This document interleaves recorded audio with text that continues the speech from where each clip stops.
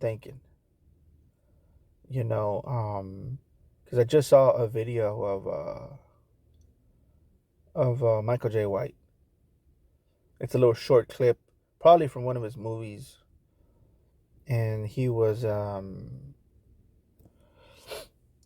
talking about some martial artist, some ancient martial artist. I think his name was Daimo or Diamo, something like that. And it was one of his movies. He was about to fight two guys that were like in a mafia or something. Chinese.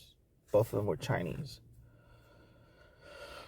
And and he looks at them and he says some shit like a hey, the first complete martial arts was back in some number. He said some year. So it's an ancient time, and it was in Africa. That's what he said. The first complete martial arts was in Africa, and your teacher that invented kung fu in China, he was black. So basically, he's trying to say y'all ain't shit. Eat my dick, suck my black cock. That's basically what he's trying to say, guys. He's trying to disrespect another culture by, um, you know, minimizing their contributions to martial arts and maximizing his blackness. And this is something that's very common in martial arts and in boxing. You could say there's a lot of people trying to say, oh, we're better than the Mexicans or we're better than the Chinese, or it's very connected to martial arts.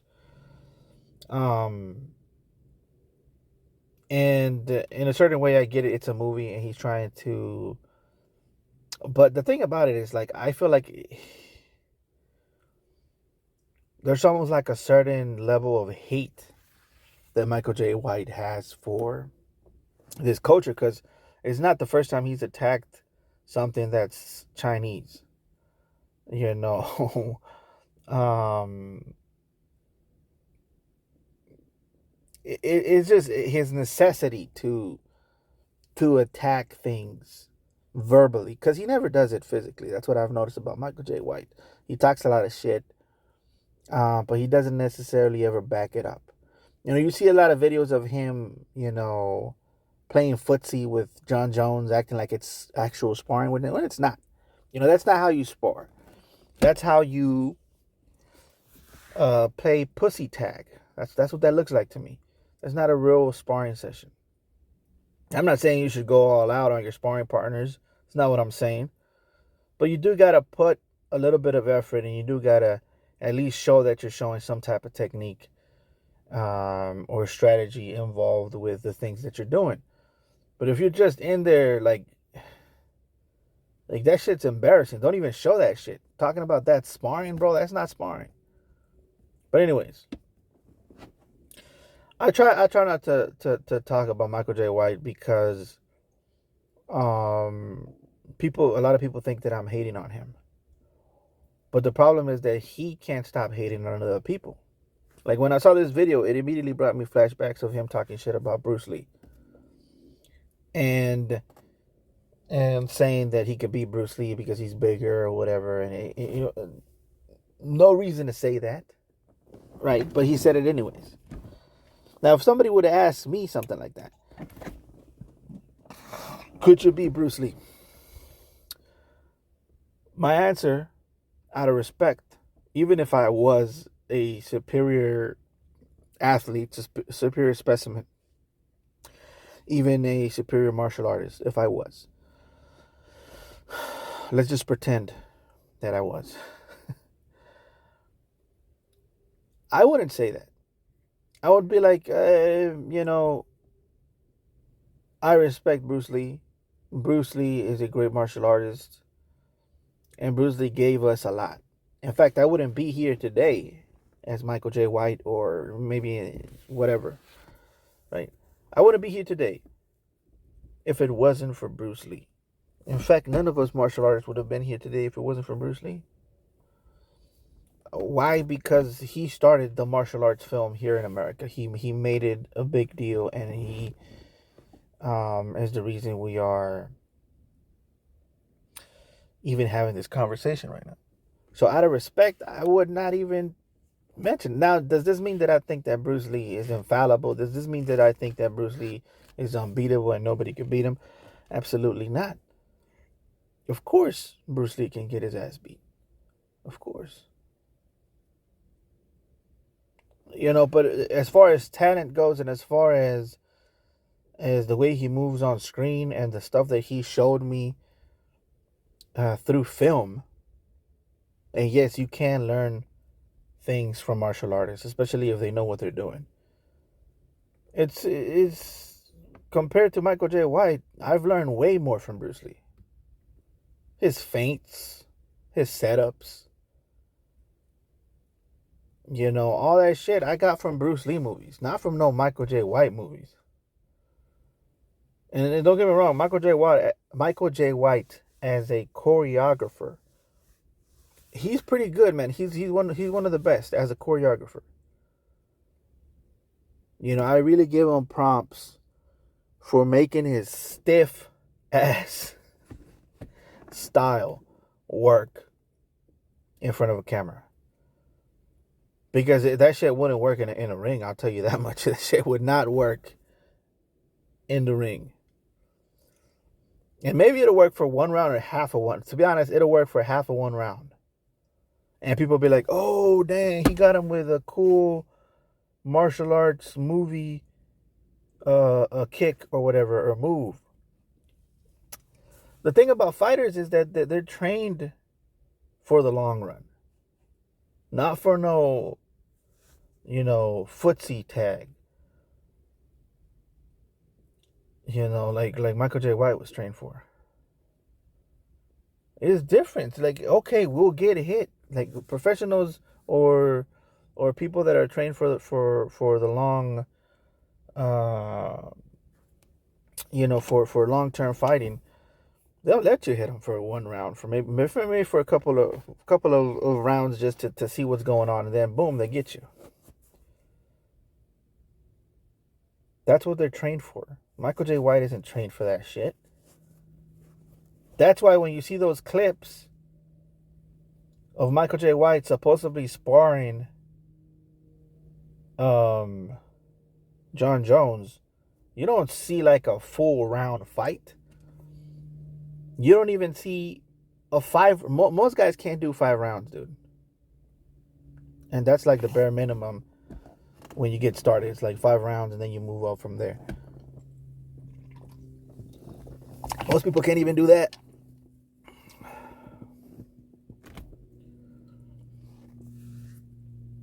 All you have to do with Michael J. White is let him do his thing for about 1 round. Right? Let people think that he got it. And then after that, his big ass muscles ain't going to be able to take. He's going to run out of oxygen. He's huffing and puffing. You're going to get him to the body. He's going to turn his back for sure. Because he's never been hit like that. He's going to turn his back. Try to run.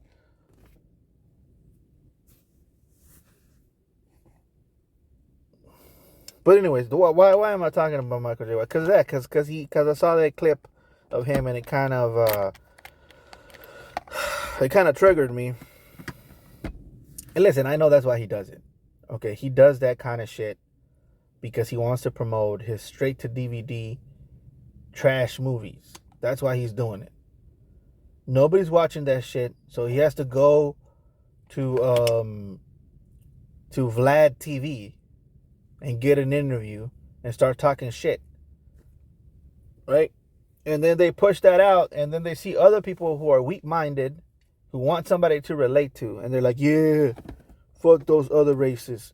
We're superior because we're black. I remember I met this one guy, and he started talking a lot of shit about Mexicans. He was a black guy. And he started saying that the Mexicans owe everything to black people because black people invented everything, every culture, black people invented, basically, to him. He was an Afrocentrist, I think. And he said that they invented tacos, they invented tamales, they invented all that shit. And and my thing is like, that just shows me how weak minded you are. That you have to go out of your way to attack other cultures and try to be like other cultures and put other cultures down in order for you to feel special about yourself. You know, and it's all over the place. You see it all over the place. Like Afrocentrists, they claim that the first, like Michael J. White just said it. Like he's talking shit about Chinese martial arts, saying that black people invented it. The same thing is what the Afrocentrists are doing to Aztec. They're saying, oh, look at the first. Hey, listen, I'm not gonna sit here and lie and say that there isn't no Afro roots in Mexico. There is, but it doesn't mean, and this is what people need to understand. It doesn't mean that we owe everything to black people, because we don't. Mexico is a mixed culture, and we owe things to the Spanish. We owe things to Afro Mexicans. We owe things to indigenous Mexicans. And that's something that people understand and should understand, is that no culture develops isolated from everybody else. And if they do, a lot of times they're not as strong as the cultures that developed with a mix of different cultures. And I'll prove it to you. Okay, look.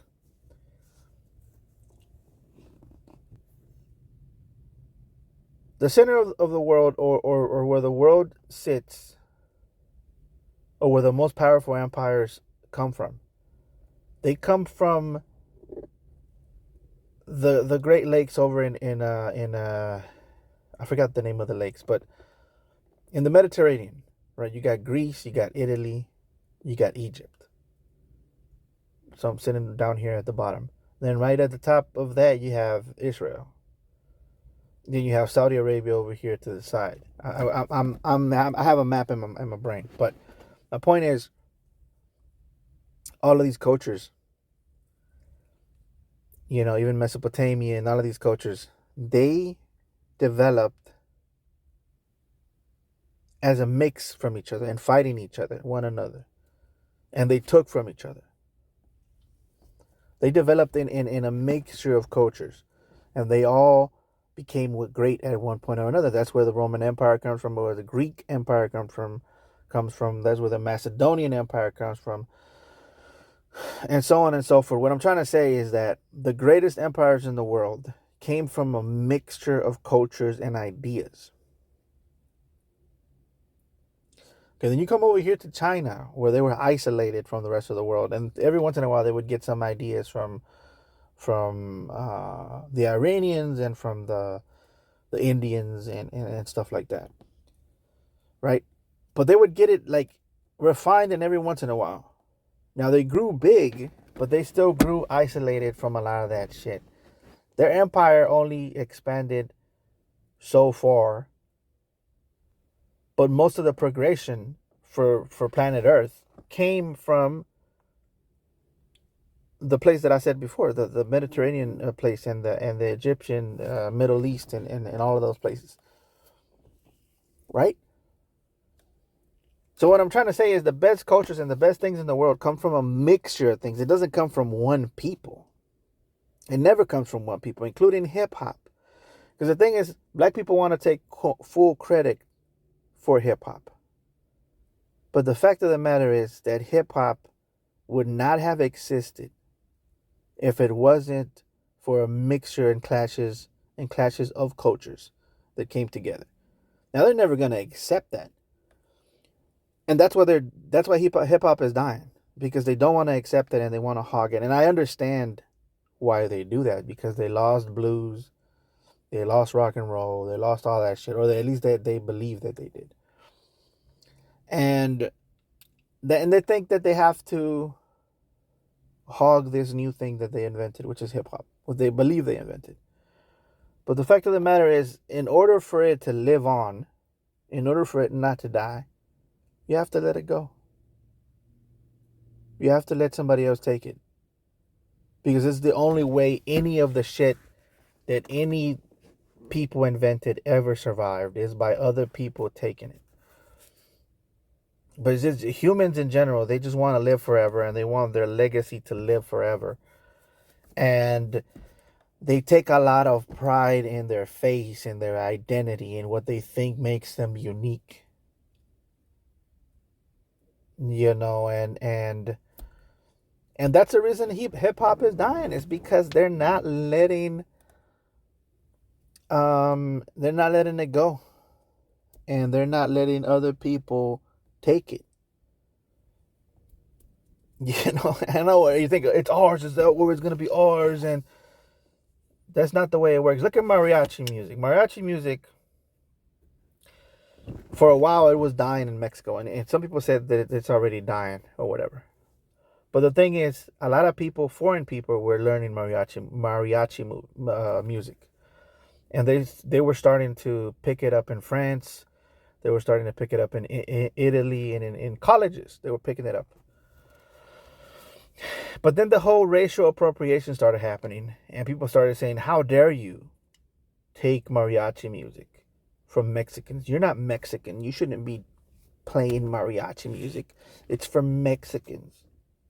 You know, Mexicans weren't getting mad. It was just other people getting mad for Mexicans. Right? But the thing is, Mexicans themselves, they're not really... I mean, they are doing it. But my point is, if you want a culture to survive, if you want a thing to survive, you have to pass it on to the next generation. And the next generation is not always going to look like you. You know, for a long time, the Chinese, they wanted to keep their martial arts Chinese. But at a certain point, they realized, we got to pass it on. We got to pass it on, because if not, it's going to die. The martial arts is going to die. And all of the things that we learned, all of the knowledge that we learned through fighting each other, we're going to lose it all. Because we don't want to set aside our pride and pass it on to the next generation. And that's how a lot of techniques die. That's how a lot of things fade away with time, is because of pride. But anyways, getting back to Michael Jai White and his similarities with a lot of these martial arts YouTubers. Viking Samurai, in my opinion, is a lot more respectful than someone like Michael Jai White. And that's funny because Michael Jai White and Mr. Viking Samurai are actually very much alike, you know, as far as their career goes. Because this guy, he started as a YouTuber and he made a movie, you know, and he wanted to make it in the style of the 80s, you know, a martial arts. I haven't seen it, but I'm pretty sure that as far as the movie quality goes, it's pretty similar to something that Michael Jai White would put out these days. So I'm pretty sure it's not that dissimilar from that. But my thing is, like, and I'm going to get to my point, like my main point of today is, Viking Samurai actually has more balls, even though he hasn't done what he wanted to do or what he supposedly wanted to. But let me take that back, because my thing is this. Okay, Michael Jai White, he talks a lot of shit, right? And he says he could beat Randy Couture. He says he could beat Dolph Lundgren. He thinks he could beat. He said this before. I'm not just making shit up. He said that he could beat Mike Tyson. And he said that he could beat, of course, Bruce Lee. So all of these guys, he's better than, right? But he hasn't fought anybody. He hasn't even attempted to fight anybody. And in today's day and age, you can fight these people. You can fight them. Because it's the age of bullshit fights. We're about to have one in September, by the way. But anyways, it's the age of bullshit fights. Okay, so you can do this if you wanted to. But the thing is, he doesn't want to. And the reason he doesn't want to, and he doesn't attempt to do it, is because he knows that he sucks. He can't fight for shit. I know he can't fight for shit. You think he doesn't know he can't fight for shit? Michael Jai White, I'm talking about him. But this guy here, Viking Samurai, he actually tried to fight Shane Mosley. He actually tried to fight Shane Mosley, right? And the fight fell off like I think 2 or 3 times. And at the end of the day, they never did. They had a press conference. They did a whole thing where they were gonna fight, right, to promote the fight or whatever. It never happened. It never took off.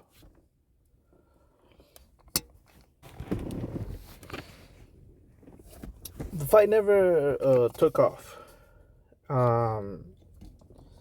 And I wanted it to happen because I knew Shane Mosley was gonna beat the shit out of him. Listen, these guys that want to bring back the 70s and 80s, or the 80s and the 90s era of the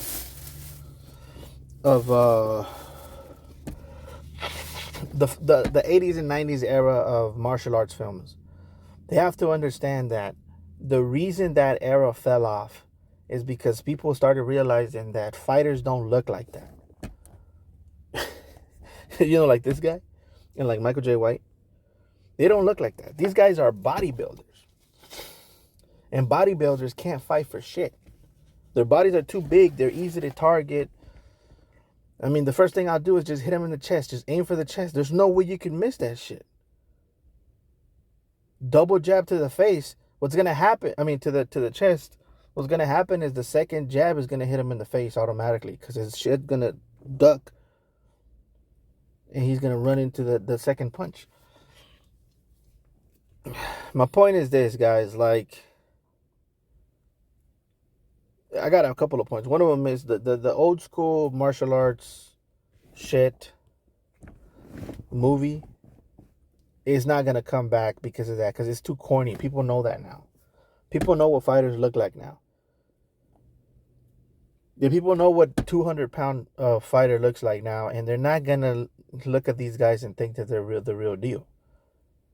This is why Jackie Chan took over the 90s. Because Jackie Chan wasn't that big. I mean, he was big. But he wasn't like these guys. And people found out early on, well, not earlier, like around the 90s, that's what a fighter actually looks like. He looks like a regular dude, but he got moves. And this shit, these guys were getting their ass beat all over the place. And that's part of the reason this shit looks corny now. It looks ridiculous when you see it on screen. It's like these guys are slow as fuck.